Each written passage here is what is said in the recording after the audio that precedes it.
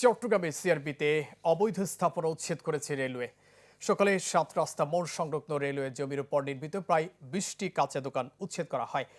Railway বিভাগীয় ভূ সম্পত্তি কর্মকর্তা মোহাম্মদ খোরশেদ আলম চৌধুরী জানান, এলাকাটিতে এ নিয়ে বেশ কয়েকবার উচ্ছেদ অভিযান পরিচালনা করা হয়, কিন্তু কিছুদিন পর আবারও সেখানে স্থাপনা নির্মাণ করে ব্যবসা প্রতিষ্ঠান গড়ে তোলে কয়েকটি দখলদার চক্র।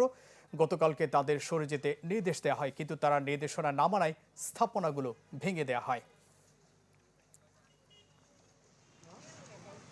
আর পয়লা বৈশাখ গেছে, সবাই টায়ার্ড।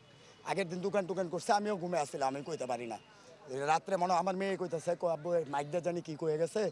তো উঠে আসলাম, আসার পরে জানলাম যে এরকম ভাঙবে, কিন্তু রাইতে ৩টা বাজে তো বাবা এটা সরান জানা। নতুন সরকার আইসা আমাদেরকে আশ্বাস দিছে কেউর ক্ষতি হইতো না, এখন দেখা গেছে আমাদের বাসার মতো কোনো রাস্তা দিতেছে না। স্থাপনা যেগুলো এই মানে বড় লোকদের যে স্থাপনাগুলো, সেগুলো তো হাত দেওয়া হয় না।